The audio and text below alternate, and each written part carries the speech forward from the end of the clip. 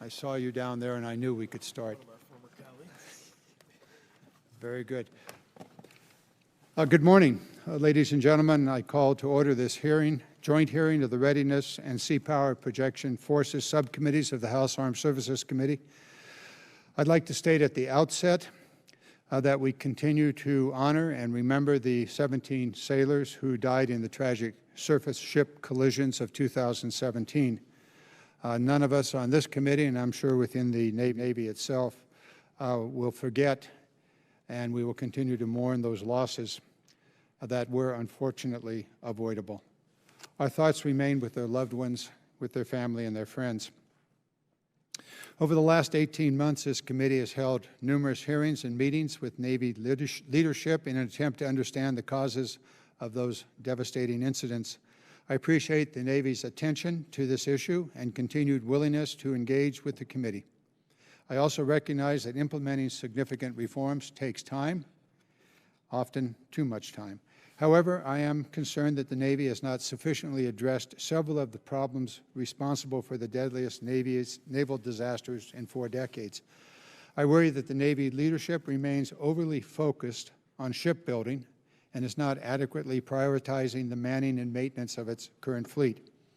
I'm troubled by reports that the Navy's investigations were not fully transparent about the extent to which a brutal operational tempo, low morale, and preventable technological challenges contributed to these disasters.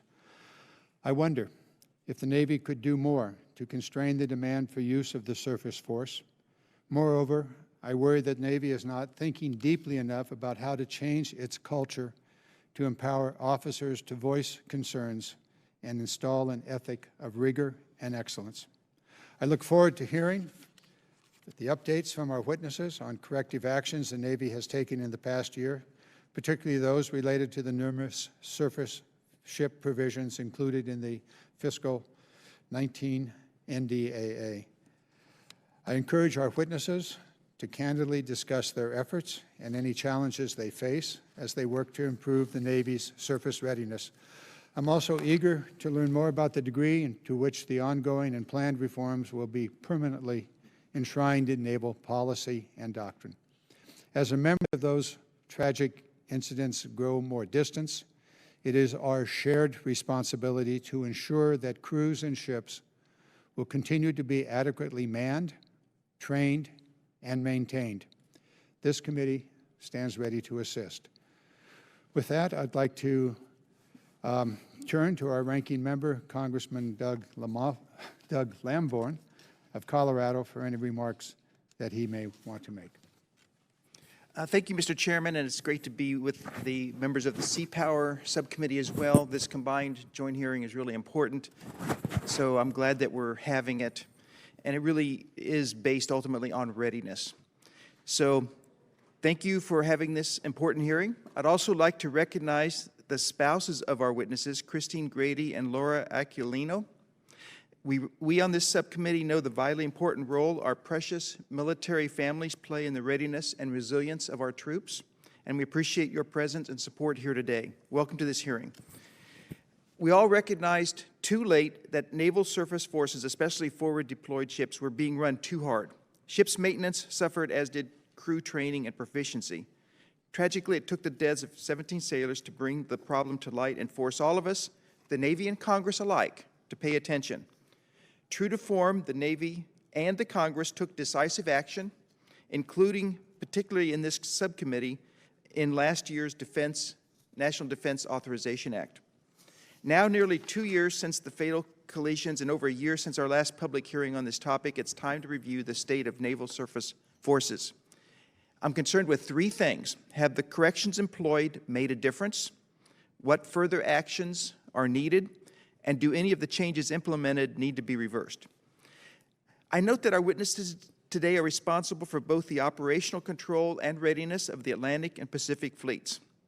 Vesting a single official with the pressures of both responsibilities was part of the problem in 2017, although such vesting was at a lower level of command. I'm interested in understanding how these commanders weigh these disparate responsibilities and whether institutional protections are in place to prevent overuse of the fleet in the future.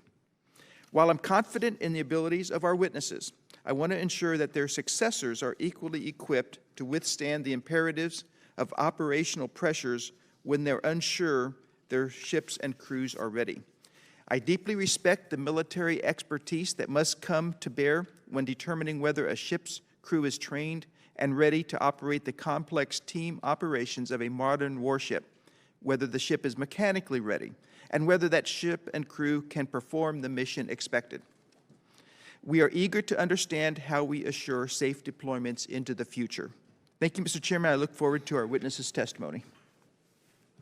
Thank you, Mr. Lamborn. I look forward to working with you and the committee as we go forward. And now I'd like to turn to the chairman of the Sea Power Committee, Mr. Courtney.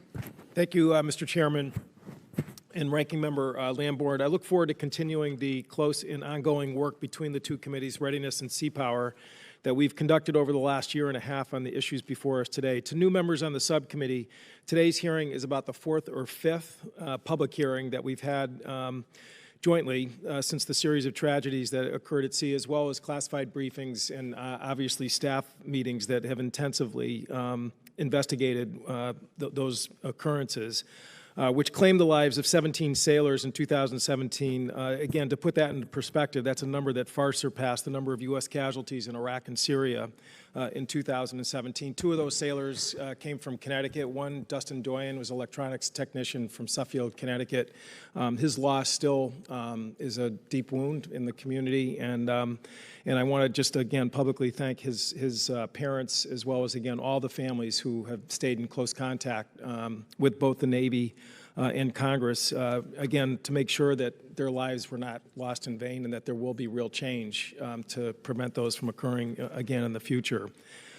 These hearings have given our committee and the public a greater understanding of both the immediate and systemic issues that contributed to this stomach-turning loss of life. The hearings also resulted in significant statutory provisions enacted in last year's 2019 John McCain National Defense Authorization Bill that codified a variety of the changes to surface fleet operations and procedures. And I mentioned Senator McCain because actually he was the most adamant during the conference during the 2019 NDAA to make sure that the many recommendations actually are now part of law and statute. And again, his passion was really, I think, important for everybody in terms of the making sure that we do everything possible to avoid this in the future.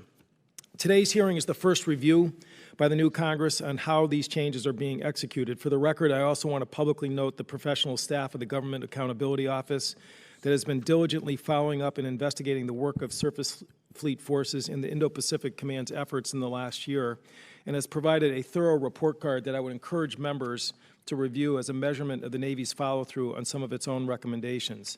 Today's hearing also follows a new round of lengthy investigative press articles on the collisions of USS Fitzgerald and McCain. These articles describe in great detail the many individual tragedies that occurred and the broader systemic issues that contributed to these collisions. I commend the reporters for their contributions to the public's understanding of readiness challenges facing our fleet. In the wake of last year's inquiries by the Navy and Congress, there were a number of critical deficiencies identified, including the lack of crew certifications for critical tasks and conflicting authority for tasking and readiness. One particular area identified that I remain concerned about is the challenge of manning the fleet. Do we have enough sailors on board our surface ships, and are they qualified for the roles they are expected to take on? The Navy and Congress have worked together to turn the strategic requirement for the Navy's presence to long-term shipbuilding plans, authorization bills, and funding as we begin a drive towards a 355-ship Navy. At the same time, there are approximately about 6,000 to 8,000 open billets across the current Navy, and recent reporting to Congress shows that manning issues continue to persist across the fleet. As we continue to invest in the new construction of ships needed to grow the fleet, we must also ensure that we're making a concurrent investment in personnel to ensure that we have the proper number of sailors to man these ships. We must be prepared to plan for and make investments in the personnel necessary to operate a growing fleet. I will be interested to hear from the witnesses on how they are working to address manning shortfalls before them, and I look forward to seeing in the fiscal year 20 budget, the investments needed to man in the growing fleet surf in the coming years. Finally, while it's clear that major mistakes were made on individual ships, I think it's also clear that there were broader problems that existed within our forward deployed forces. These issues did not exist in the vacuum of a select few. Readiness and overtasking concerns have been voiced at the highest level of leadership. The American people must have the confidence in their leaders that when the alarm bells are rung, they will be followed up by real action. Our sailors and our families deserve nothing less. Thank you. Thank you, Mr. Courtney. I'd like to now turn to Mr. Whitman, the ranking member of the Sea Power Projection Forces Committee. Thank you, Mr. Chairman. I want to thank Admiral Grady and Admiral Aquilino for attending this important hearing. Also want to welcome their wives, Christine Grady and Laura Aquilino. Thank you so much for joining us today. We appreciate your sacrifice as you two are part of our Navy family. Last year, we had a hearing with Secretary Spencer and Admiral Richardson to discuss Navy reforms and recommendations to respond to deficient readiness, highlighted by the loss of 17 sailors aboard the USS John McCain and USS Fitzgerald. These readiness reforms were codified in the Comprehensive Review and Strategic Readiness Review. Navy continues to make progress toward accomplishing the goals that Navy leadership determined would be necessary to correct deficient readiness.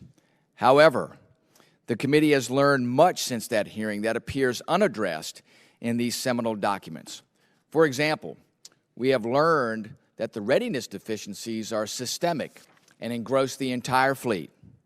We have learned that severe manning deficiencies exist afloat because of an imbalance in the afloat and ashore billeting and an overall deficit in afloat billets. We have learned that Navy allows ships to begin the basic and advanced pre-deployment training without the required number of sailors. We have learned that the limited notice in-serve inspections are bearing a true depiction of the material readiness of the fleet. The readiness picture is not as pretty as when ships have months to prepare and cannibalize their fellow shipmates.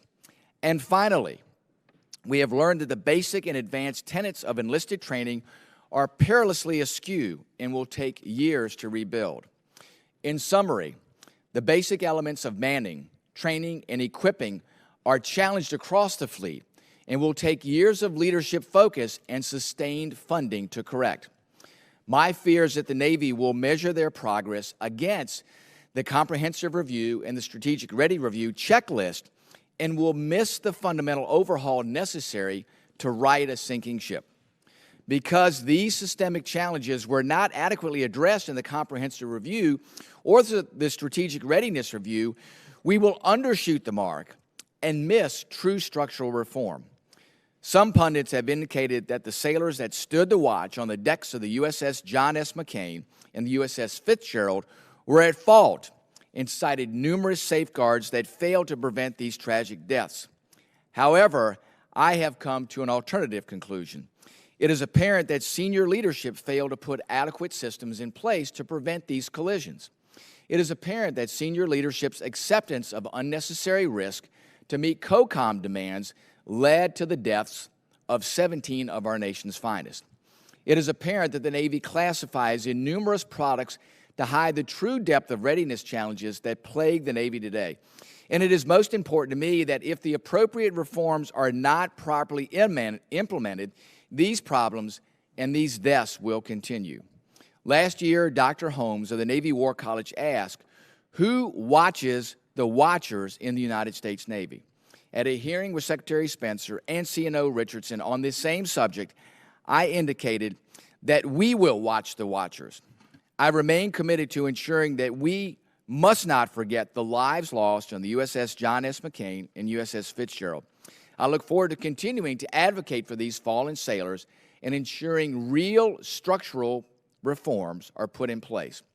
Today, this endeavor, I think the Navy has gone a long way to ensure minimum standards are set in place to ensure basic safety and mission proficiency. Yet we have a long ways to go. Mr. Chairman, with that, I yield the balance of my time. Thank you, Mr. Whitman and Mr. Lamborn. Your leadership in the past Congress brought us a long way towards this issue, and I thank you for your hard work in the previous Congress and look forward to working with you as we continue this Congress, and of course, Mr. Courtney, your role as chairman of the committee.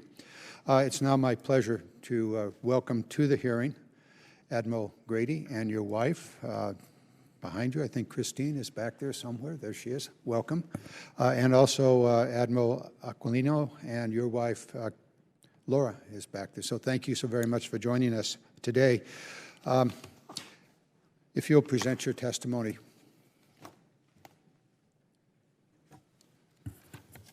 Good morning, Mr. Chairman and Chairman Courtney, ranking members Lamborn and Whitman, and distinguished members of both subcommittees. Thank you for the opportunity to testify along with my Pacific Fleet colleague and partner on the readiness of our surface forces. As a fleet commander, I consider my duty to ensure the welfare of the people I lead, the center of the universe, our sailors, our government civilians, and their families, to be my first and most solemn responsibility. While we cannot bring back the 17 heroes that we lost 18 months ago, the entire Navy is focused on never letting that happen again. And to the Gold Star family members, you humble us every day, and I hope you know that I am firmly committed to giving our sailors everything they need to safely and effectively perform their mission. Since learning the hard lessons of 2017, your Navy has aggressively implemented a series of actions to prevent any such tragedy in the future. We are focused on safe operations, increasing fleet effectiveness, and ensuring long-term, sustained readiness by establishing a culture of operational excellence. Some examples of actions taken were included in our joint written statement for the record, and I look forward to discussing these and others in more detail with you this morning. Now, ensuring adherence to standards alone, though, while necessary, is not enough for our Navy to win decisively in high-end conflict. And as such, we aim to progress the Navy's culture beyond mere compliance and toward a culture of operational excellence, a culture where we view standards as the absolute minimum and then strive for peak warfighting readiness. Our sailors, our officers, our civilian shipmates are embracing this challenge, knowing that we value their contributions and what they do matters to the security of our nation. While each fleet commander has separate authority, responsibility, and accountability for generating and employing ready forces, we do so to the same standard as we have laid out in the recently published Navy Integrated Readiness Instruction. And as the Fleet Forces Commander, I am responsible for setting that single standard in concert with my fellow fleet commanders. And we do this knowing that it is one fight, one Navy. The fleet commanders are in position to provide readiness oversight, and together we approach this with the strongest sense of urgency. We are currently safe to operate, we are a more effective Navy, but the hard work has only just begun.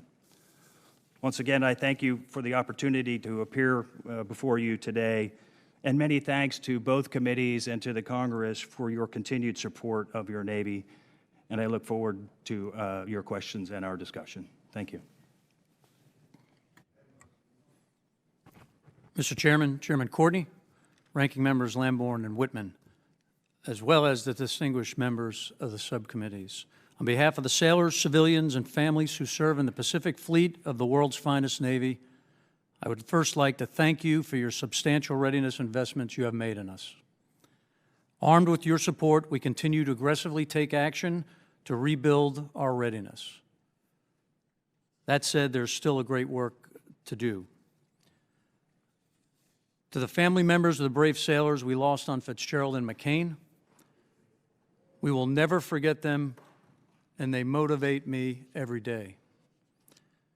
We are implementing the recommendations of the Comprehensive Review, Strategic Readiness Review, and the GAO to ensure we address all those core issues identified. We're confident that we have made, are making the changes to be sure the fleet is operating safely and it is certified to execute all the missions assigned. If the ships in the Pacific Fleet are not ready to safely sail, they don't get underway, and that is my responsibility. The improvements we are making are ongoing.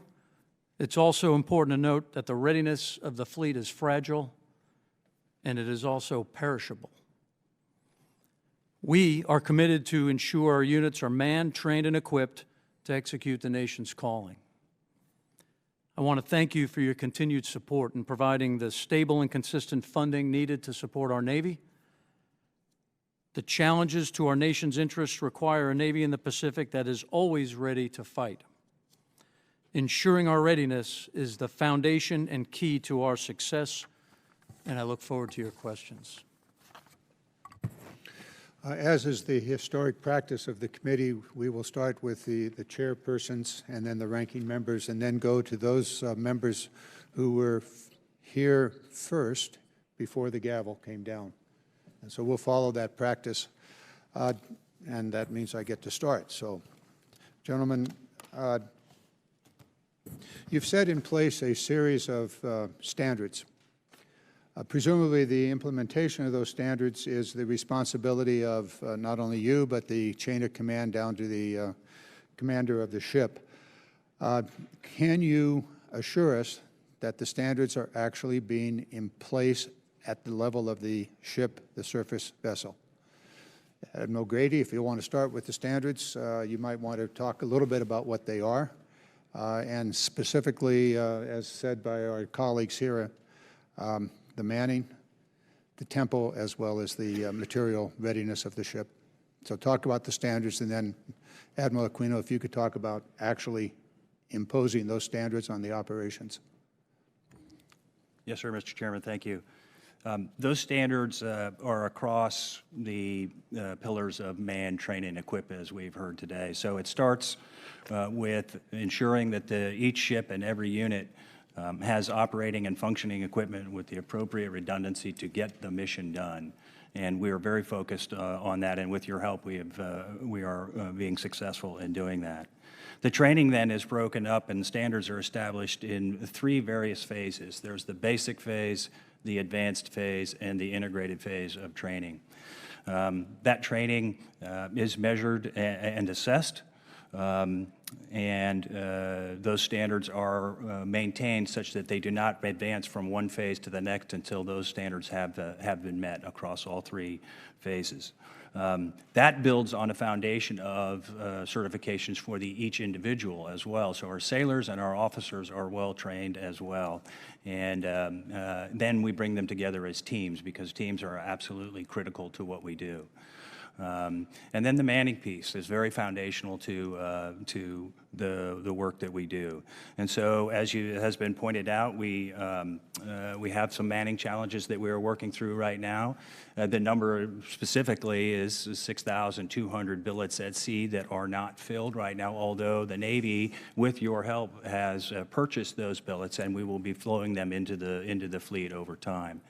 And the goal is to have them on the ship at the beginning of the maintenance phase. Now, as we work our way through that whole of 6,200 billets and man the ships to that requirement, we do take some risk. And so sometimes we have to take some risk in the maintenance phase before we have all of the people on board. But it is, I believe, both fleet standards that no one deploys without the full complement of people that they will have. So it starts with the individual, the officer and the sailor, the training that we give them. It then builds into the team phase across 3 basic phases. And then the certifications happen at the very highest end at the largest aggregation of, say, a strike group. And then we ensure that the ships are equipped with the appropriate gear.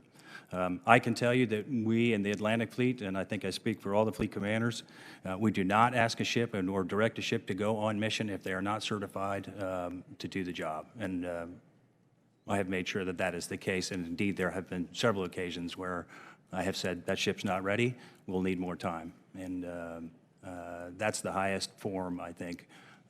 We know what the requirement is, and if they're not ready, they're not going. So, Admiral Aquilino, you know this, you're given the standards. How do you apply them? Mr. Chairman, thanks for the question. So Admiral Grady and I, in conjunction, we developed the standards. He is responsible to the CNO to identify those. Our training organizations implement those standards across the fleet in the form of Carrier Strike Group 4, 15, and our afloat training group organizations. We've implemented a path where those organizations actually operate across the coast with each other to ensure that we understand the standards, we're grading against the standards, and then those are absolutely evaluated, assessed, and determined whether or not those units meet the standard. To Admiral Grady's point, we have both taken a top-down view of what it needs to, what we need to do to execute those standards from our levels of responsibility. And I also have terminated 2 deployments for units that were not assessed to have the appropriate level of training to deploy and execute their missions. Additionally, I took an entire strike group, again, with the approval of Admiral Davidson, the combatant commander, because we meet his responsibilities. We have reduced their requirement to remain ready longer in order to free up manning concerns and posture those forces to be able to be ready for the next cycle of employment, give them the rest, the time they need in order to ensure they're ready. I could not do that without the help of Admiral Davidson, who supported that as he is identified in the CR, that the improper balance between operations, training, and maintenance needed to be reconciled. Thank you for mentioning Admiral Davidson, who apparently said at a meeting of commanders of the ships and admirals, if you can't take your ships to sea and accomplish the mission with the resources you have, then we'll find someone who will. How does that fit with what you just said? Thanks, Mr. Chairman. I'm not sure. I wasn't at any meeting. I don't know what he said. I don't know if it was accurate. What I can tell you is deeds that he's implemented match the guidance that he's given me. So by him reducing some of the operational demands in the Pacific, to me, that's a pretty strong example of someone who understood the concerns when the report was written and doing his part to ensure that it doesn't happen again as well. Very good. Let me now turn to my colleague, Mr. Courtney. Thank you, Mr. Chairman. Again, just to sort of, I think, fill up the context in terms of the 2 incidents which we talked about earlier this morning. There were actually 4 at-sea incidents which took place in 2017. In addition to the Fitzgerald and the McCain, the USS Antietam also grounded on January 31st, 2017, and the USS Lake Champlain collided with a fishing trawler in May. So, you know, the one sort of common thread of all 4 of those incidents is they all occurred in the Pacific region in the 7th Fleet. And Admiral Aquilino, as you know, I mean, there's always been sort of a carve-out for the Pacific Command in terms of this whole question of who decides the decision to task a ship versus who decides in terms of whether the ship is ready. The Congress actually wrestled with this issue in terms of whether or not to change that carve-out by law, and you know, there was a decision made to sort of give the Navy an opportunity to sort of see if they can sort of reorganize this whole decision-making process. You just described where you terminated 2 deployments with the new arrangement. Again, if you could just sort of talk about that a little bit more, just sort of the, you know, the mechanics of how that process, you know, gets resolved when there's a conflict between the resource end versus the tasking end. Thanks, Mr. Chairman. So the process that we've implemented is as a part of my normal operations each day and week. I am briefed 3 days a week on the exact readiness of the force that's deployed. And if there are manning issues, training issues, or equipment issues on that ship, and in my role, we support those equipment issues that need to be fixed, and again, we execute our role. Once a week, I talk to every one of my commanders. We talk about the longer-term view of the readiness of the force, as well as upcoming deployers to make sure they're on track. And then once a week in an additional meeting, I talk about those ships in maintenance to make sure that the ones getting ready to go in and the ones that are in are progressing as we need them to progress. Now, if any of those indications show me that I have a problem coming up, or one immediately identify that we were not aware of, I have a voice to the combatant commander, and when I determine that ship is either not man-trained, equipped, unsafe, uncertified, number one, I would terminate their option and have that conversation with the combatant commander. As you know, the world gets a vote, so depending on what's going on, we have had very frank conversations. And again, in the instances I identified, Admiral Davidson concurred with my recommendations, and we did not deploy those ships. So the way that operates, is there like a manual? Is there like a written directive that sort of, instructs the different commands, in terms of how this proceeds and who decides? So the readiness instruction just signed out identifies the responsibilities. It stops right here, but below me, my three-star subordinate commanders also are aware, and they are responsible to also take the same review that I have. They then speak with me. So if the process, I believe the process is structured in a way such that all the subordinate commanders understand the responsibilities, they understand the standards, and they know that they owe me a voice that says, hey, I'm not ready to deploy, and that has to come to me for decision.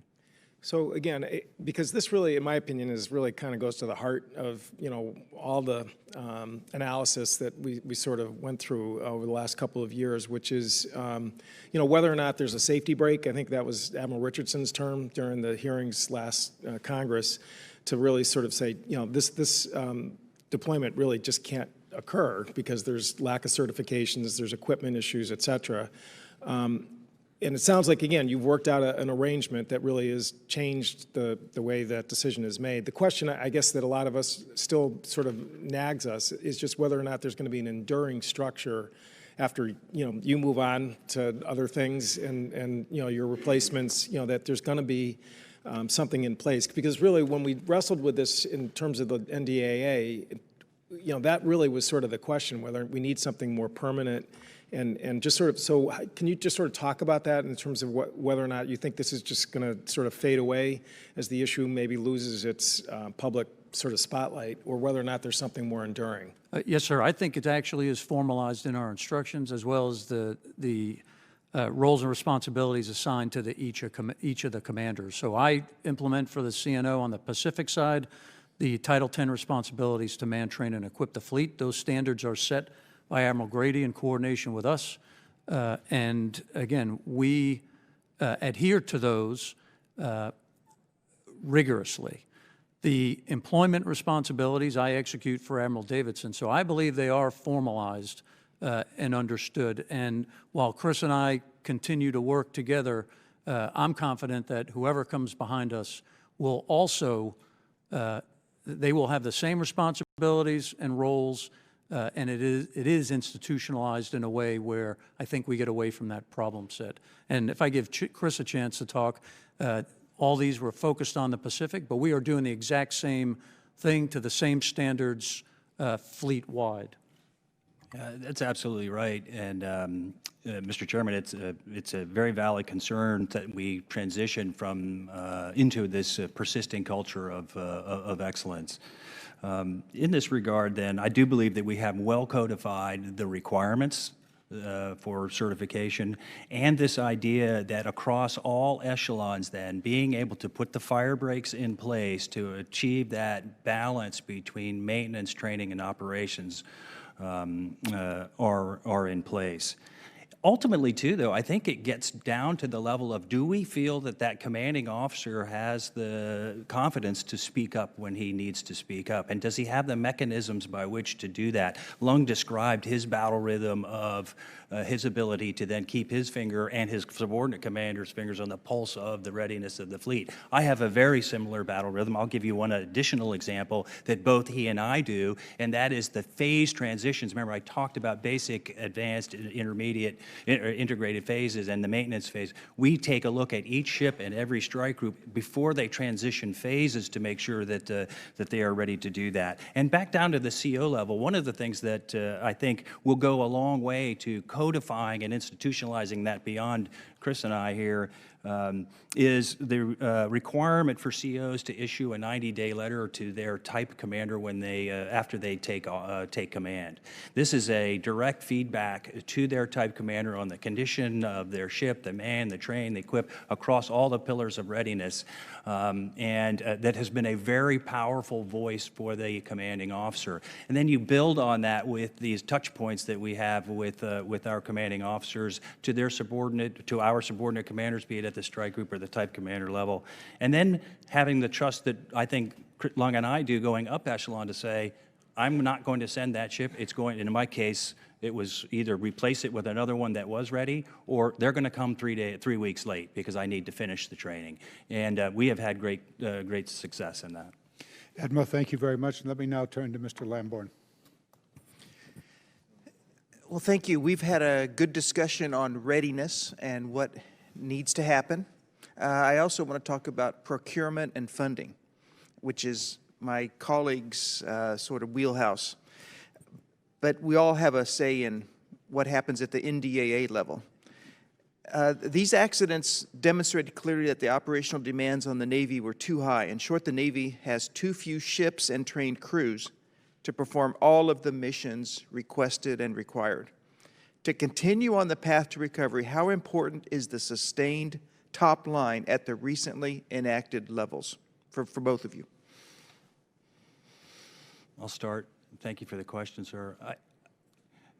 When you look at building the Navy the nation needs, and just as importantly, fighting with the Navy the nation has, knowing that 70% of the force that we have now we would fight with in 2030, the consistent, stable, and predictable funding is absolutely critical to the fleet, and we thank you for your support in that. Without that, we are unable to plan effectively or be better partners with the industrial base, which I think is absolutely critical so that we can establish that demand signal with them and be better partners with, for instance, with the private shipyards. So the criticality then of consistent, stable, and predictable funding cannot be underestimated. Thanks, sir. So I think what I'd say is, against the threats that exist today, capabilities, sizes, and you could argue intent, the Navy the nation needs is one that is bigger, more lethal, networked, and ready. I think you've seen everything that's come out of the CNO that talks about those things, but for the challenges in the Pacific that I have, the challenges that Chris and I both work from the Atlantic and Pacific side, that's pretty accurate of what we believe we need in the future. So it's critical. Okay, and thank you for your answers. I got another question or two. And before I go any further, Admiral Grady and Admiral Aquilino, I just want to thank you for your service and your wives also, because they contribute. Thank you for what you are doing and have done and will do for our country. Now, at current levels of funding, how long will it take the Navy's shipbuilding program to produce enough cruisers and destroyers to lessen the operational pressure? And with all of the classes of ships competing for funding, I expect that improvement will still take some considerable time. Sir, I would agree with you. That will take time. And so the stated goal of 355, I think, is an appropriate target. 3 different studies have looked at that. So somewhere in the nature of 355 of what it would take to meet the challenges of great power competition that both all 3 fleets face. It will take time to get there and consistent and stable funding to do that. It could be it won't be next year or even outside within the FIDIP. It will be beyond that, and so having that consistent, stable funding to build to the 355, a worthy goal, which I think is borne out by the challenges of the international environment, but it will not be overnight. It will take time.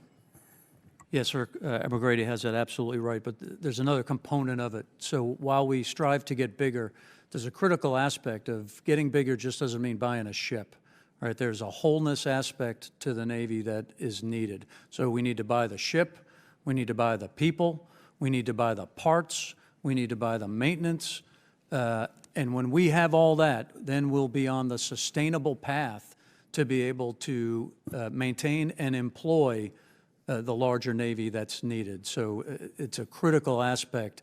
The ship by itself helps a little, but also all those other things are absolutely needed. Thank you, sir. Okay, so just to summarize, what I'm hearing you say is that although we had considerable funding in the past, the last fiscal year and this fiscal year, when we had a sizable plus-up, you are saying that that current sustained level needs to continue for years into the future to do the job properly. Absolutely. Thank you, Mr. Lamborn. Thank you. The question of how to fully fund all parts of a 355-ship Navy is going to be part of our work as we get into the budgets in future hearings. Your question is right on. Mr. Whitman. Thank you, Mr. Chairman. Admiral Grady, Admiral Aquilino, thanks again for joining us today. Thanks for your service. I want to begin with you, Admiral Grady, and asking the question with regard to manning. How many sailors is the Navy short of to perform the missions, and what's the Navy doing right now to essentially man up? And then a question for both of you. Is it acceptable for you to send ships on pre-deployment training and pre-deployment workups when they are short of the required number of sailors for a deployment cycle? Thanks, sir. The number of billets that we need to be full for or in whole for the fleet is 6,200. And I'm confident that my partner over at the CNP has worked hard to program and budget to that requirement. It will take some time to get that. It takes a while to get there, and then, of course, as we build the Navy the nation needs, that number may rise as new ships come in. So that's the number. We're working hard to get there. It won't happen overnight. Again, it takes a while to train, and then when they do come, that's not a master. That's an apprentice, and they have to become a journeyman, a supervisor. So that takes time to work its way through. But 6,200 is the number, and we are working hard to be fully funded to that.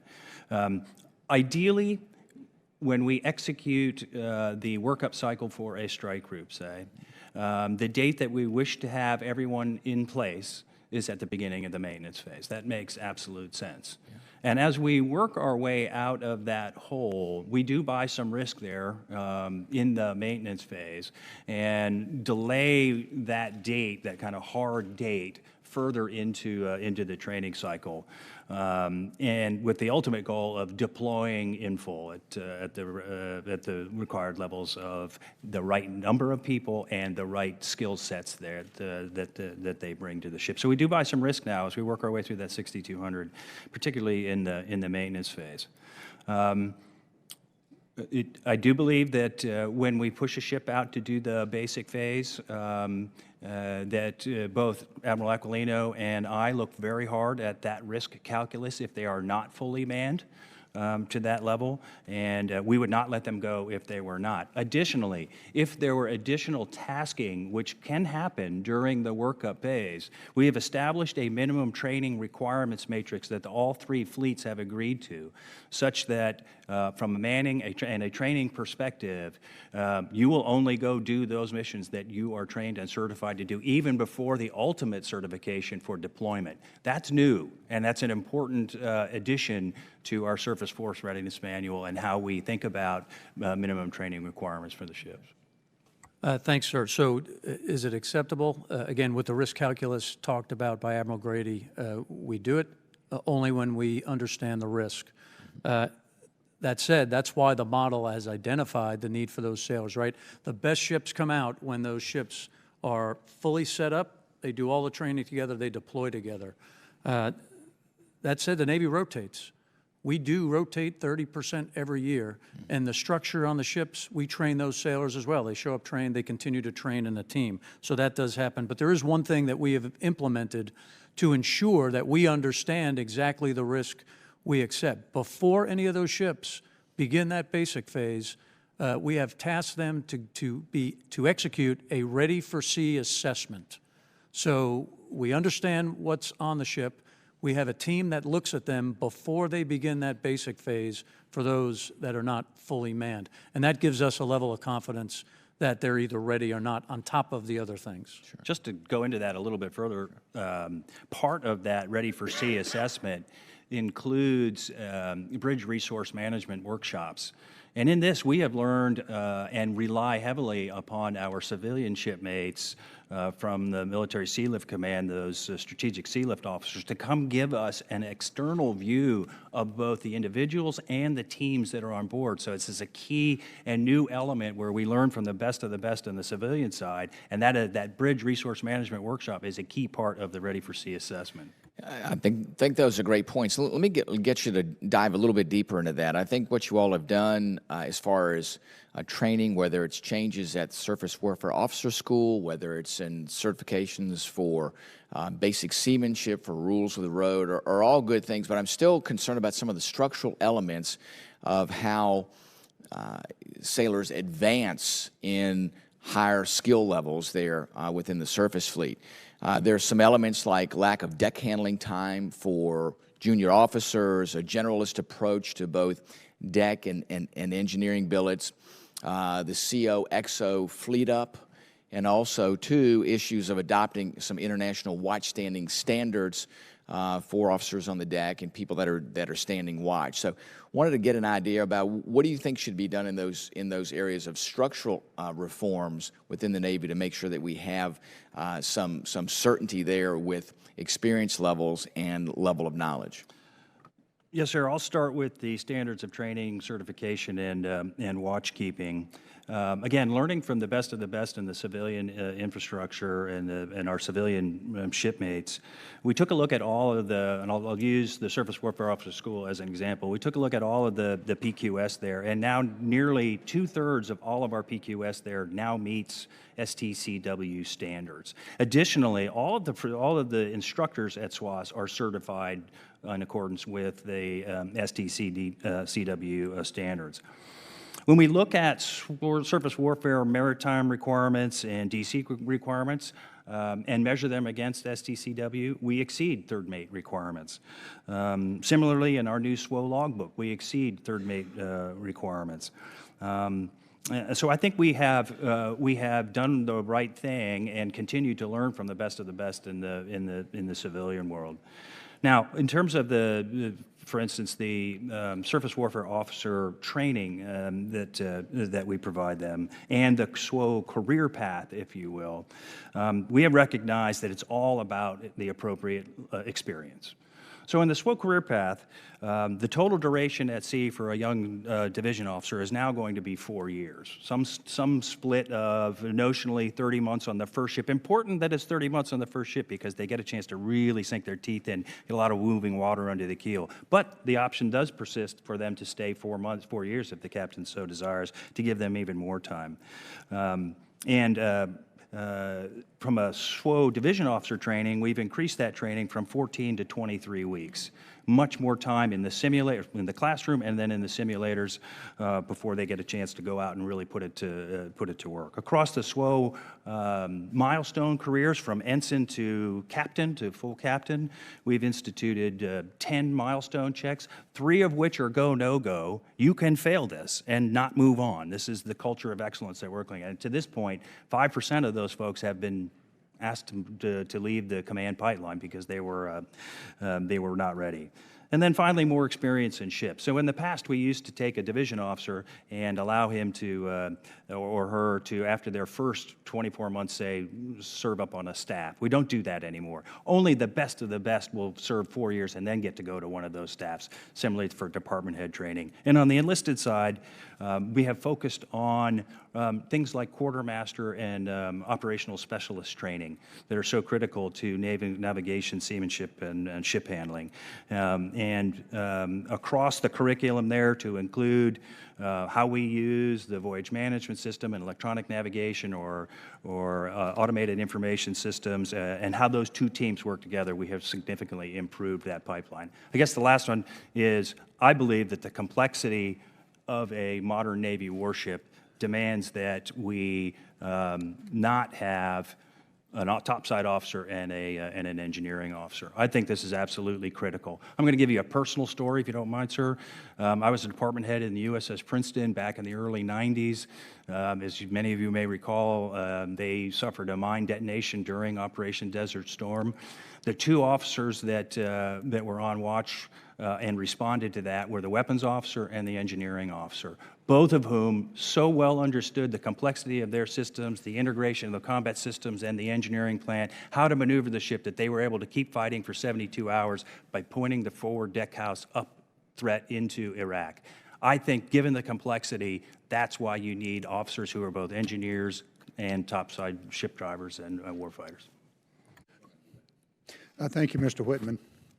We're now going to go to the clock, and we're going to take questions from the members that arrived in order prior to the gavel. That would be you, Mr. Cisnero. You can start. Thank you both for being here today. I am a Navy veteran, and I enjoyed my time on board ship and had a look back very fondly on it. The thing I want to kind of dive into a little bit, and when I read about the Fitzgerald, was the lack of manning and how that cruiser had basically, if you go back 10 years ago, was I think well over 350 was the manning and had been reduced to under 300. And watches had been eliminated, such as your port and starboard lookouts. I want to know if that situation has been corrected on all our Navy ships. Yes, sir, it has. So some decisions were taken for all the right reasons in the past to try to leverage technology, for instance, to see whether we could get to a minimal or optimal manning construct. And so in your day, you probably had a lot more sailors on board the ship, similarly for me when I was a young division officer. So those decisions were taken, and as we sailed in that environment, we recognized that that was too few. And indeed, since 12, you know, the number on a DDG was 240. In 2017, it's about 270, and we'll be funded to back up to very close to the original size for a guided missile destroyer in 23 to about 318 and 320. So while we worked hard to see if we could, because personnel is expensive, and so that did not work out well, and now we are buying back to a larger size crew complement for a destroyer, for example. And sir, from the Pacific side, all the forces that are deployed right now meet the standard we've set of 95% fill and 92% fit, which is the right job in the right person with the right skills in the right job. That was one of the big changes that we have absolutely pulled up to the highest level to make sure that nobody's out there well below a level that somebody didn't know. Good. And going back to the changes that you made at SWAS, the Surface Warfare Officer School, now that they're spending more time there, they got rid of the former program, I think, where they were learning on CDs on board the ship. But you have a group of officers who went through that program, who may not be, as we'll say, as good ship drivers as they could be if they have gone to the programs going now. How are we going back to correct those with maybe department heads right now to making sure that we're bringing them up to speed?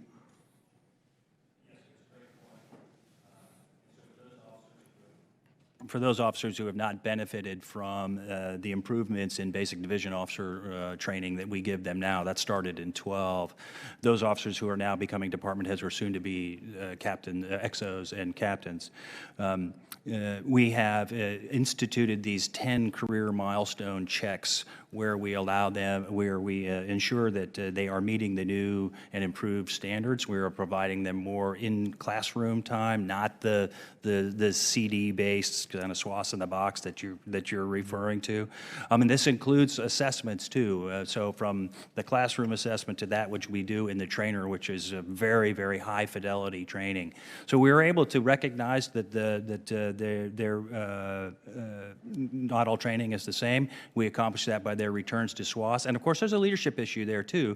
So the COs are now working very, very hard to train their wardrooms to the appropriate level. So I feel confident that whether they are part of a graduate of the new basic division officer course or not, they will have the appropriate training. And if not, and they don't meet the requirement in one of those 3 touch points, then they don't make the cut. Mm-hmm. And sir, I'm encouraged because as a naval aviator, I've now taken a look at the training that my surface counterparts have implemented, specifically the use of simulation right now in the form of our LCS training for both officer and enlisted. There's new technology that allows you to be more effective in your training. That model is going to be transitioned into the destroyer type model series as well. So the way we train is getting better. That'll allow us to be able to more quickly get those up to speed who haven't had it. All right. I yield back my time. Thank you. Mr. Joe Wilson.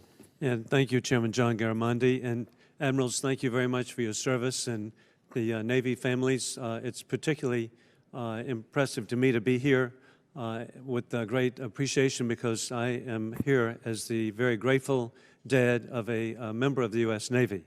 And so I just so appreciate your service. I'm also had the opportunity, sadly, to visit the USS Fitzgerald at Yokosuka, Japan. And I saw where our devoted sailors were tragically killed. I want to thank you for every effort to avoid such an accident ever to occur again.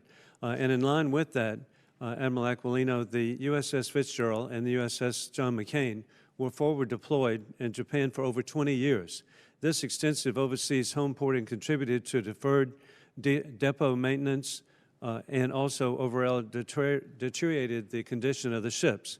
What are the Navy's plans to implement the National Defense Authorization Act requirement that ships return to the U.S. after 10 years overseas? And then is the Navy considering ways to increase ship repair capabilities in the Pacific, such as the Guam shipyard?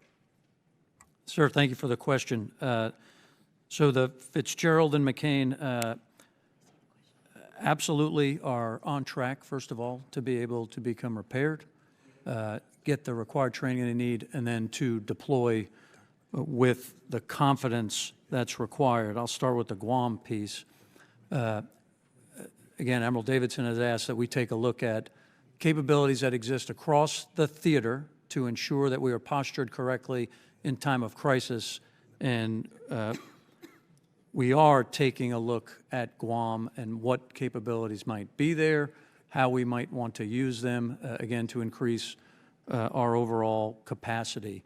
The Yokosuka repairs, again, I believe now that we've given the operational role to the Naval Sea Systems Command in Yokosuka. That will certainly help make sure that we execute the right level of maintenance when we're forward deployed. And we absolutely are developing a plan right now to ensure we can get to the 10-year limit that you have identified. And I'm waiting to take a brief on how we're going to do that. That will also take a little bit of time to implement. One of the considerations there is the ship crew members and the families, so we don't, over the next 2 years, have to swap 5 ships out. And we'll work with Congress, sir, to make sure we get that right. And I'm grateful that you brought up about looking into Guam. The strategic location is absolutely incredible. 3 hours to everywhere and the patriotic people of Guam are just should be so treasured, and I look forward to seeing what response you have further on that.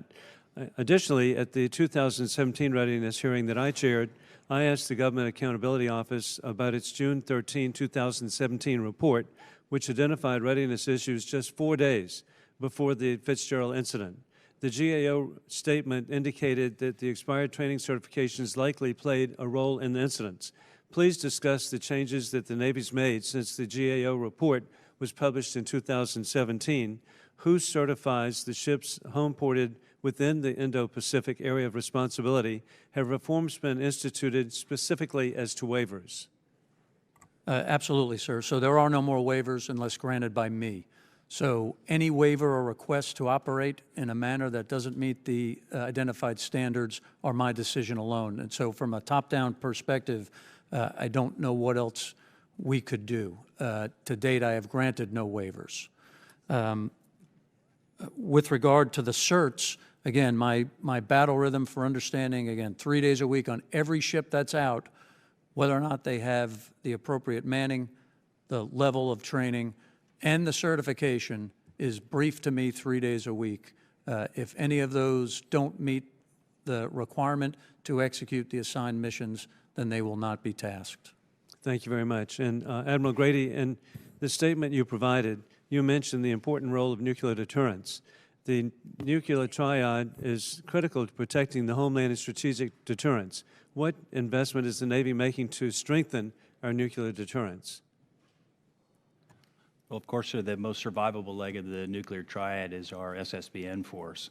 And so the maintenance and sustainability of the current Ohio-class SSBN force is absolutely critical to the viability of that nuclear triad. Secondly, then, is the follow-on to the Ohio-class submarine, which is the Columbia-class submarine. And I believe with the support of the committee and the Congress, we are working toward achieving that. And finally, there is the investments in the E-6 airplane that is part of the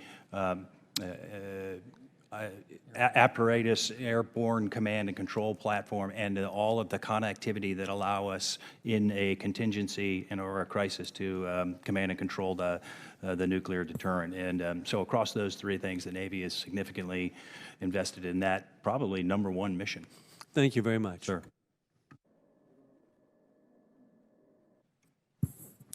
Thank you, and thank you, gentlemen, for coming. I very much appreciate your time. And as we've talked, I am the daughter and the granddaughter of Navy officers. I have 4 active duty cousins right now, 3 of whom are in the Navy, 1 of whom is a submariner, and 1 is a Navy SEAL. The third is a Navy nurse. And so I have a personal appreciation for the impact that you all have and the impact and operational demands have on the sailors at the individual level and at the family level as well. Lack of training and resourcing at the individual level amplified at the organization level has significant impact, as we've seen, obviously. In fact, my father actually authored something for the Navy proceedings on this very subject. He's a naval historian now in his retirement. Admiral Grady, my question is for you. The October 2017 comprehensive review stated, quote, "Today, proficiency in seamanship and navigation competes for time and attention with the expanding tactical duties of our naval professionals at sea. Further, the operational demands for surface ships to perform these missions continue to increase, even as the size of the surface force in the Navy has decreased."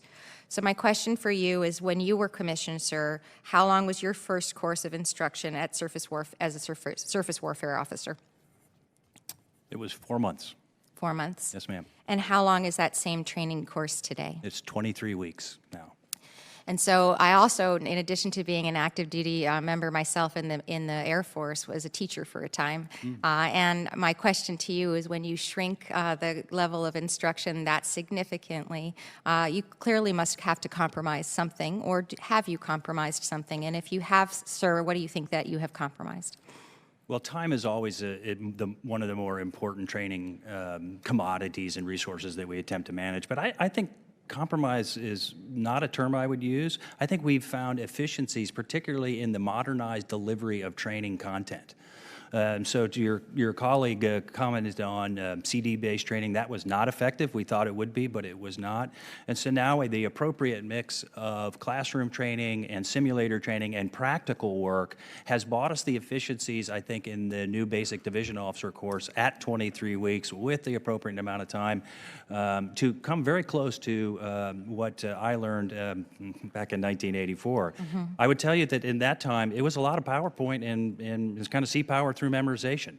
And the course that we have now is not that. It is much more practically oriented with rigorous assessments, even in that basic division officer course. My own son is a graduate of that course, and he would tell you it was pretty hard. And that's good, and that's what we need. So I think less compromise, but more getting better at the modernized delivery and understanding the learning science. And I would tell you too that passes over to how we train our enlisted sailors. So as we bring Ready Relevant Learning online, that's one of the three lines of effort. How do you deliver modernized content, recognizing the science of learning? And I think we've come a long way there. Thank you. And the comprehensive review identified the need for additional training and focus. And in the initial training environment, it wasn't as extensive as a program as it possibly currently, as it was. Has the Navy considered expanding the scope of the initial surface warfare training to include real world and simulated seamanship and navigation training? Yes, ma'am, we have. So there's that first 23 weeks, which again starts with classroom training, but then spends a lot of time in the simulator. The rest of the career of the pipeline training for a junior officer will include 2 junior officer of the deck courses, which will all be simulator based, and then finally an officer of the deck simulator-based course with repeated touch points at our Surface Warfare Officer School, far beyond, particularly from the simulation and training perspective in the simulator, far beyond what I ever had. Thank you. And my last question is actually kind of switching gears a little bit and talking a little bit about the maintenance of ships. Will the modernization of our aging public yards exacerbate the backlog that already exists, do you feel?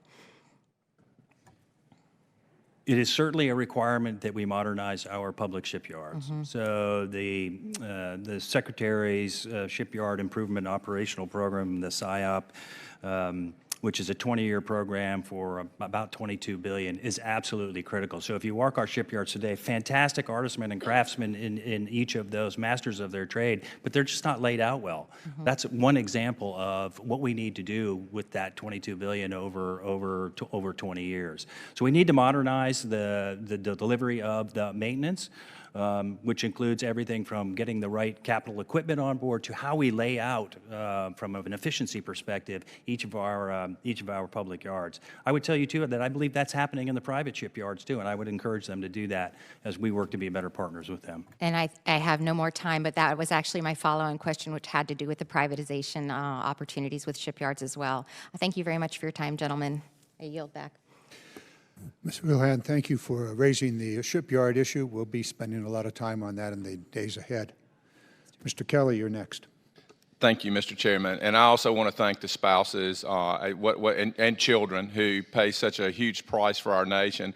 I also want to recognize our senior enlisted leaders right behind you. And as you guys know in command, you can't exist without great senior enlisted leaders. And that's why we're the greatest military in the world, is because of our senior enlisted leaders.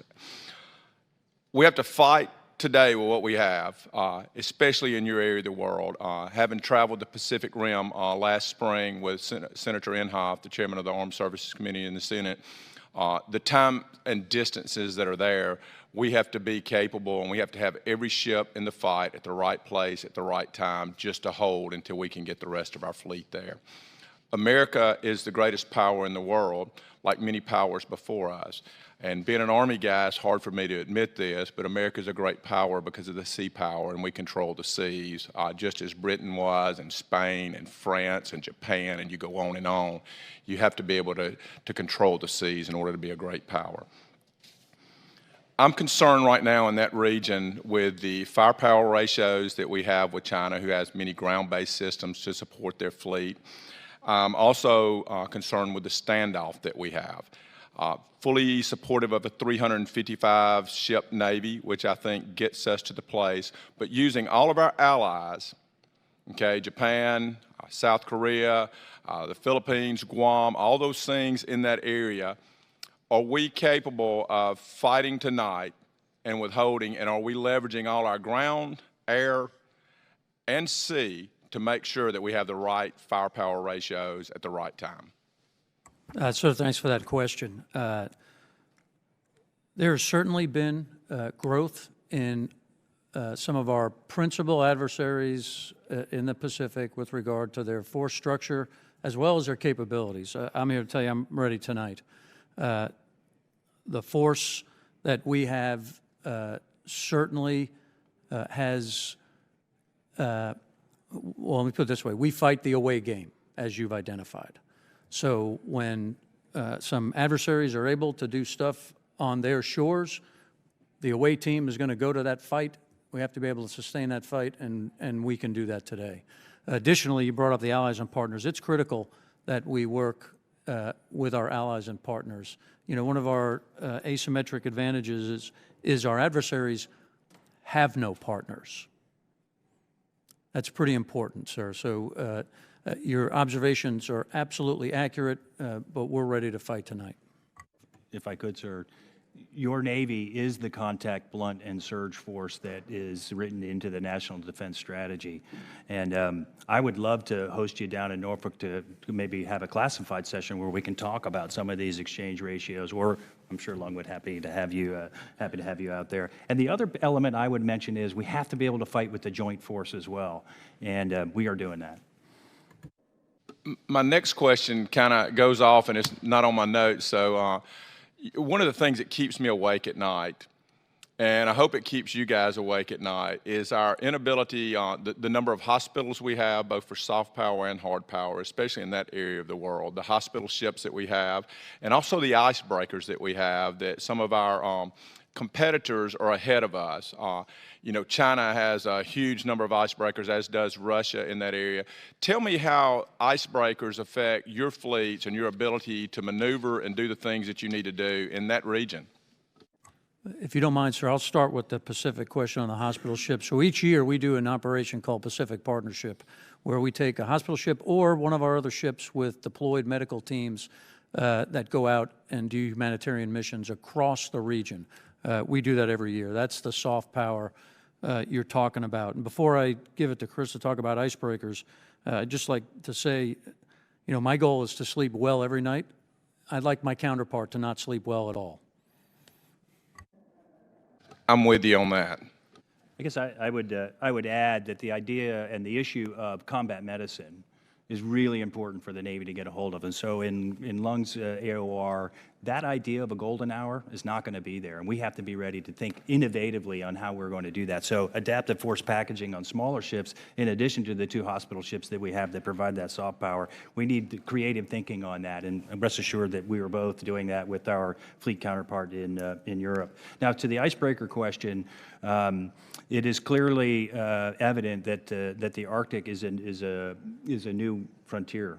And so a lot of folks flowing into the Arctic for a host of various reasons, from the demand for fish stocks and proteins to what's on the bottom, to our adversaries perhaps trying to create, or at least one adversary trying to create a bastion up there. So icebreakers will enable us to fight more effectively in that environment. And so we support our fellow sea service, the Coast Guard, and their initiatives to get more icebreakers into their force, and that again we will fight together with them if as we push into the Arctic and the more cold. And my time's expired. I yield back. Thank you, Mr. Kelly. I've been waiting for this next questioner. She comes with some experience as an executive officer on a cruiser. Ms. Lyria. Well, thank you, Admirals, for being here today. And in advance of the hearing, I reviewed the comprehensive review. I went back and reviewed the Bilal report, several GAO reports, and numerous other examples where over time we identify problems, we implement corrective actions, but we fail to sufficiently assess and follow through with these before we find ourselves back here again at yet another hearing to take more corrective actions and, you know, find ourselves with more avoidable mishaps. And as we've acknowledged, we're here today because of the tragic loss of 17 lives of our sailors, because we continue to be incapable of properly manning, training, and equipping our surface forces in my mind, to perform the most basic functions of seamanship and navigation. And for nearly 2 decades, we prioritized efficiency over effectiveness, as is clearly delineated in the Belial report. And you've touched on the fit and the fill and where we're getting, closer to the manning we need. But just as a comment, I'd urge that we look back at what we did with the top 6 roll down, and that we've actually rolled back up to the right skill sets to fill those numbers in the future. And, in the comprehensive review, I feel that we face yet again another damning report that shows we prioritize breadth over depth of experience and expertise and proficiency in our surface forces. And due to the limitations of time, I have a few yes/no questions, and I'd ask that you keep it to that just so that we can move on. And Admiral Aquilino, did you find this report, the comprehensive review, to be a fair critique of our surface navigation training at the time? Yes, ma'am. And my problem, and from my own personal experience and having gone through this entire career pipeline and then served as a division officer, department head, XO, dealt with the junior officers who had only learned through SWAS in a box, is that our corrective actions overwhelmingly require the same people through OJT who've gone through the same ineffective training that you've described as inadequate to fix the problem. And it's encouraging that you mentioned that we have enlisted the force of our civilian mariners through, a more robust BRM course. But again, that's probably only several days. And I just have a feeling that we continue to use OJT to train ourselves with the same people who don't have the right proficiencies. And, I just tried to put it in the context for you, Admiral Aquilino, thinking that you're an aviator. And if we had a similar report that found that aviators weren't able to fly planes safely, so you had a plane crash, you had 17 people die in this plane crash, and you did an investigation and found out that that pilot didn't know how to fly his plane. And then we did another report and we found out that most of our pilots didn't know how to fly planes. Do you feel that we're really putting that same sense of urgency into the corrective actions in our surface force as an example such as that? So the differences are, I don't know if it's very easy to make that similar analogy, but your point is absolutely valid. I think we did focus on efficiency back in a time when there was clearly very extreme pressures on funding pieces. No, they're only going to give me 5 minutes, so just the question is, do you feel the sense of urgency? When you're implementing these actions, do you feel that it has the appropriate sense of urgency, and do you have the resources to apply the sense of urgency that this deserves? Yeah, so I believe we are taking the right actions. Yes, ma'am. Okay, and to further amplify that, as the commander of the Pacific Fleet, your theater has really the most complex and challenging environment, with the BMD threat, tension on the Korean Peninsula, near-peer adversaries, increasing naval activity from China and Russia. And, each of these require the highest competency and the highest skills to conduct major combat operations in your theater. And, does the status of our simple basic navigation and seamanship training that raises concerns about competency of our surface forces give you confidence that our surface forces can fight at the highest level against our adversaries in the Pacific? Absolutely. With one comment. So that is not just a question for the Pacific. Your Navy will surge to wherever, as you know, wherever the fight is. So if the fight starts in the Pacific, my belief is I'll get a lot of Admiral Grady's forces, and vice versa if it starts in the Atlantic. So we trained to skill sets, and we're ready to operate wherever crisis breaks out. Okay, and my last comment, and I thought a lot about this in reading through the Belial report specifically, is that we've moved away from training to fundamentals. We learned relative motion with a popsicle stick and a grease pencil on a SPA 25 radar repeater. And we knew with the rigor of, every 3 minutes putting this on a MO board and looking out the window, we understood what we were looking at around us. And I feel that, we have advances in technology that are very important and are very critical tools, but just from my personal experience, my observation is that we've moved away from the absolute fundamentals behind the technology that we use. And have we restored a foundation in those fundamentals in the training before we go to the simulation and the ARPA and all of the tools that are out there to be used today? I'm confident the answer to that is yes. And to your earlier comment about OJT, we have broken the chain of that. So what we have put in place has broken the chain of unqualified people training unqualified people. And I'd be delighted to host you up at SWAS to show you the improvements that have been made, or at the Fleet Concentration Centers for Basic Division Officer course and the Advanced Division Officer course, the 2 JAOD courses, the OOD course. I think you will be impressed and come away with greater confidence. Well, I appreciate that, and I'll look forward to that as well. And, you know, my experience as SWAS as a division officer is they crammed 3 weeks of training into 6 months, and it was not rigorous at all, and no one failed. So I hope we've turned that paradigm around, and thank you again for your time. Gotta love it.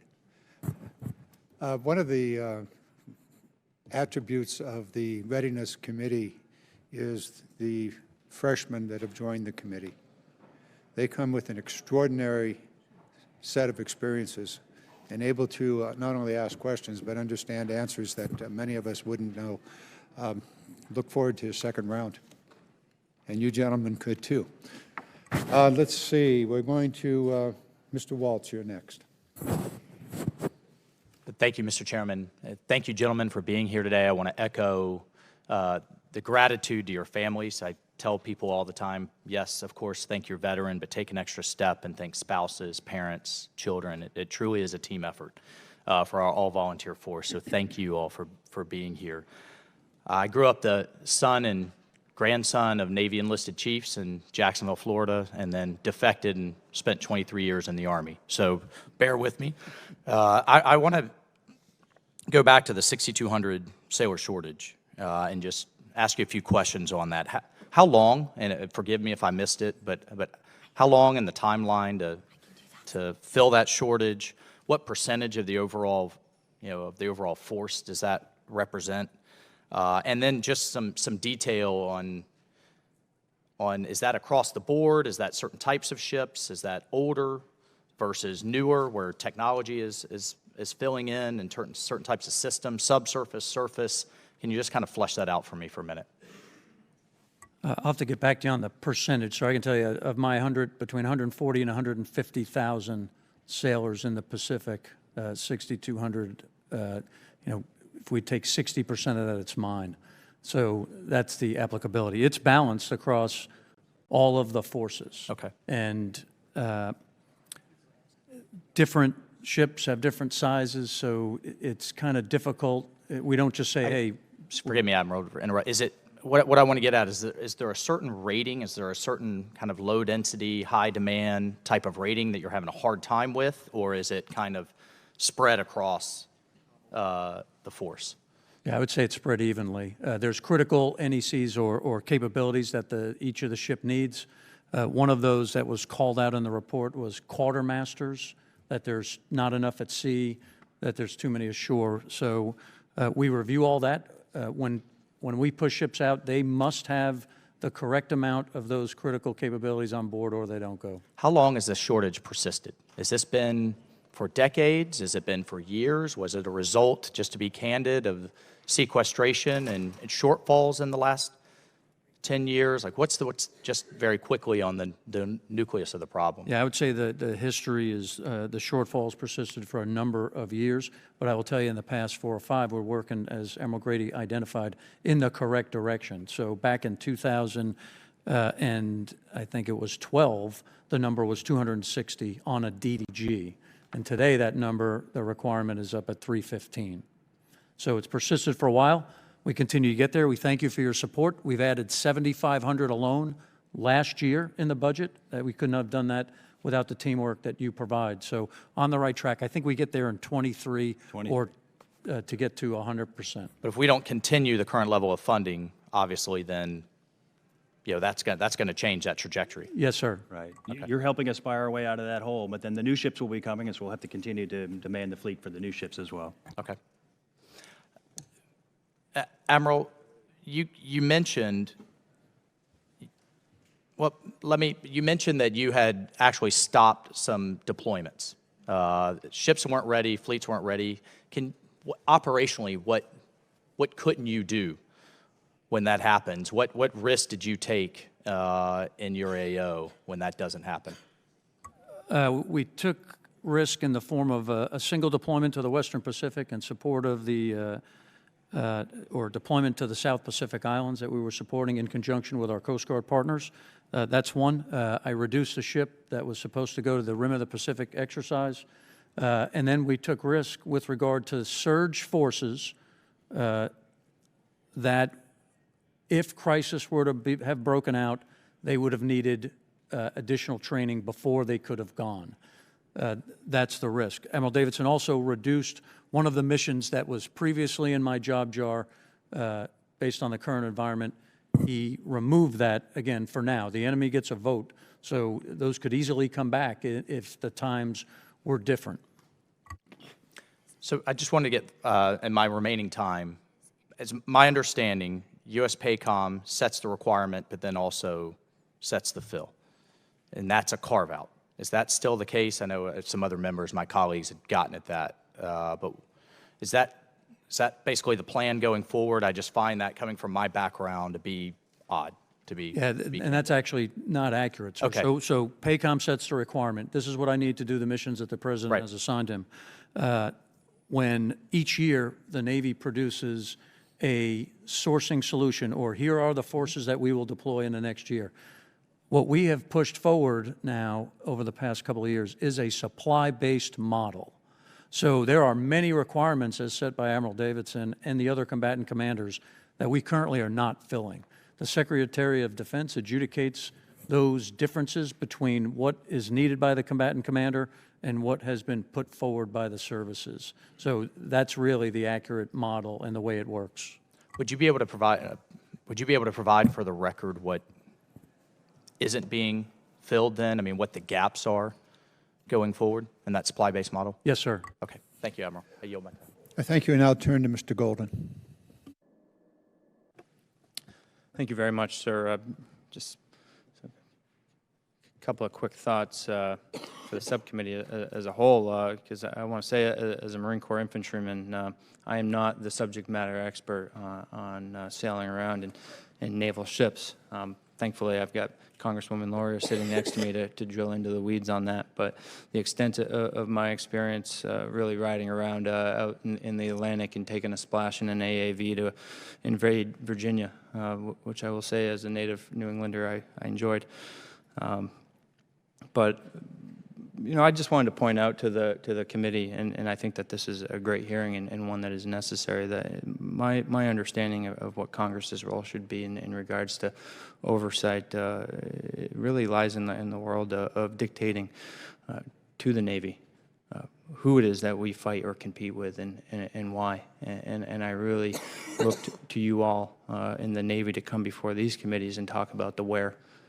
Do we fight and where do we compete with them, and more importantly, what do we need to do it, to win and to do it as safely as possible. It's a dangerous job, but we ought to give you all the equipment, ships and personnel necessary to accomplish that mission with the least amount of lives lost and put at risk as possible. So I just want to encourage you in this subcommittee. I suspect that we're going to be looking to work together to get you what you need. So don't hesitate to tell us what that is. And you know, I recognize this in you as officers, and I want to thank you and tell you I respect very much that you sat up there with your opening statements and took full responsibility for these incidences, which is what good officers and good leaders do, and I appreciate that very much. You didn't offer any excuses. You probably could have pointed a finger right back at Congress as we look, I think, to maintain operational tempo while also talking about your need to shift to address threats from Russia and increasing competition from China. It would make sense to this Marine that you might have to take a step back in order to prepare for that mission and achieve that high level of readiness, yet we're asking you just to hit the accelerator button. And so with that, I think comes a great responsibility to talk about how we're going to free up additional resources. Because if we're not going to, decrease the requirements, then I think we're going to have to give you more ships and more Navy personnel down the road. So, you know, I would just share from you from the enlisted perspective. I've been on deployments to Afghanistan and Iraq in a Marine infantry unit, and people you know, we lose people, people get injured, people get hurt, and as those numbers go down, you increase the amount of time that you're standing post out on patrol. Really no downtime whatsoever, and we train for operating tired, but none of us are perfect, and ultimately you push people too hard, and that's where mistakes happen, and I'm sure that had something to do with this. And I know you keep that in mind, but you know, the very best sailors in the world, you push them too hard, they get overtired, mistakes will happen, and that gets back to you all coming in here and telling us what you need to make sure that they don't have to be in that position. So thank you very much, and I look forward to working with everyone on the committee.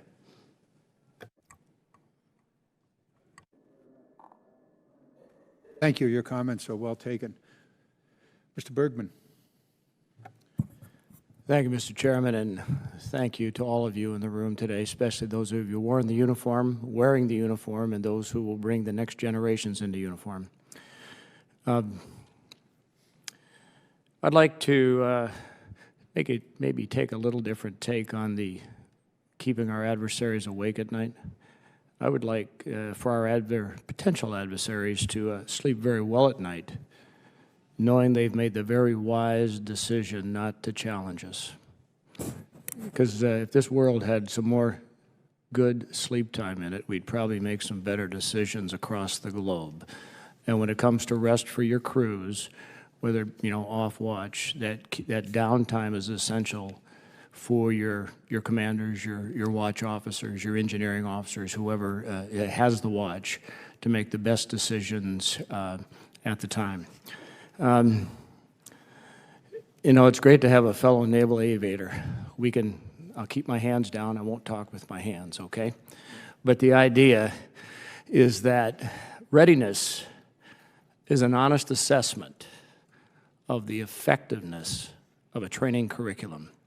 Back in the early 2000s, then CNO Vern Clark spent, I think, $11 billion in the new center at Great Lakes when they closed Orlando, moved all the operations there, because in chatting with him back in that time frame, he realized that these young men and women who were in boot camp, to become effective members of a team, we're going to have different kinds of training experiences, and that involved the extensive simulation that they have there in Great Lakes. And for anyone who's never seen it, a tour there would be, I think, greatly beneficial to a lot of our members who have not had the opportunity to excel under the rigors of training like they have at Great Lakes. Now, having said that, any schoolhouse left unintended tends to set its own standards, fall in love with its own curriculum sometimes.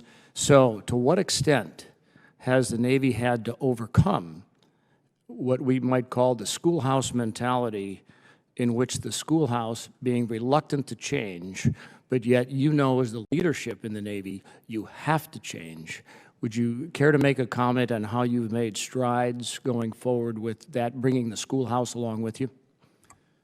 Yes, sir, I'll jump in there. So the feedback mechanism that we have implemented across the Navy with regard to the lessons learned that we take out of conflict that we're in today, whether it be Iraq, Syria, Afghanistan, each deployment that the units are on, those feedback loops plug directly back into our training mechanisms in the form of Strike Group 4, Strike Group 15, Top Gun, and SMIDIC, so that the crews and the teams that go through our training are identified and trained to the latest threats that exist. And in a closed session, I could give you some of those critical things that we learned and that we quickly implemented with regard to adjusted training, such that the next team out the door would be as the most up to speed for the threats they might see.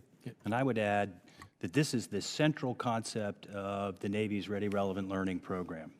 This idea that stasis is bad and that you have to have the virtuous feedback loops to say, are we on plan with the training that we are provided? And so from a Ready Relevant Learning perspective, 3 lines of effort for that. What is the career continuum? When is the right time and right type of training to deliver to a sailor throughout their career path? Secondly, is that modernized delivery that we talked about before, recognizing the advances in the science of learning and how our young people learn. And then the third, to your point, sir, the third line of effort is the one that we call integrated content development. And that is the virtuous feedback loop that our type commanders, the surface boss, the aviation boss, the submarine boss, they are the ones that own the appropriate training, build a feedback mechanism into the schoolhouse to say, this we need to add, we don't need more of that, we need more of this. And that's what Ready Relevant Learning is going to bring us in that third line of effort. Is the attitude that it's okay to fail? In fact, training is, you're supposed to fail in training, because if you haven't, if the training is perfect, if everybody gets 100 on every exam, obviously your standards probably aren't stringent enough. Is the attitude there that it's okay to fail, just don't fail twice at the same thing? Well, I think failure breeds great learning. Now, of course, back to the surface warfare officer pipeline, if you fail in one of those 3 checkpoints, then we're not going to let you command a ship. But to your point, failure helps learning. And test a little, learn a lot. Well, thank you. And I see my time has expired. Just one closing quick one. Rising, we hear about the rising tides lift all boats. Rising standards lift all performance. Thank you very much. Thank you, Mr. Bergman. Mr. Gallagher. Thank you, Mr. Chairman. Just to clarify something you said earlier, Admiral Grady, was that the initial SWO training went from 4 months to 23 weeks, right? No, sir. They went from 4 months, back when I was to nothing. To nothing. To SWAS that was administered as OJT with computer-based training, CD-ROMs, to 17 weeks of reestablishing the basic division or session course, to now 23 weeks plus 3 additional courses as part of their junior officer training. Got it. That's helpful. Last summer, Defense News reported there was a widespread shortfall in basic seamanship across the surface fleet. So out of 164 randomly selected, newly qualified first tour division officers, at SWO school, a review found at least some concerns with the ship handling skills of nearly 85% of the group. How did littoral combat ship officers fare relative to the rest of the fleet? They fared quite well. You're referring to one of the immediate and controlling actions we took following the tragic loss of our 17 shipmates, and that was OOD competency check. So we went around the fleet and sampled, and this is what we found. The train to qualify, train to certify model that the littoral combat ship uses, as Admiral Aquilino said, is amazingly effective, and I believe you will see it brought to the rest of the fleet over time. And what we're finding with those that are trained in those simulators, both in Jacksonville or Mayport and in San Diego, is that those officers are very, very advanced in their ability to drive the ship when it's really moving water under the keel. Well, I think it's fair to say, I think you would agree based on what you just said, that the live virtual constructive training environment is a distinguishing aspect of LCS and also has to have been positively correlated with their superior performance in that sample size. Absolutely. So I guess with that in mind, does the Navy have any plans, or what plans does the Navy have to bring that sort of LCS style simulation training to other platforms across the surface fleet, and what are the associated timelines with those plans if they exist? Well, it starts with the build-out of our Navy seamanship and ship handling trainers in all of the fleet concentration areas. And by the end of 19, we will have these high-fidelity simulators built out in all of the fleet concentration areas. But this is just an interim solution. The goodness in these is the fidelity of the trainer plus the teamwork that comes in. So it's not just the bridge, it's not just the Combat Information Center. And one of the things that we learned from the tragedies is the ability to work together. So the interim solution is the build out of the NSST trainers in all the fleet concentration areas. After that, we are working to build maritime ship handling training centers in both Norfolk and San Diego that will fully inculcate this idea of high-fidelity simulators for bridge, CIC, and the team. That's to the tune of about $240 million or so, and that'll be done in the early 20s. Sir, there's one point highlighting with regard to the simulation capability. There's another aspect of the training that I believe has been embraced by my surface counterparts. It's a part of naval aviation culture, and that's the vigorous self-assessment.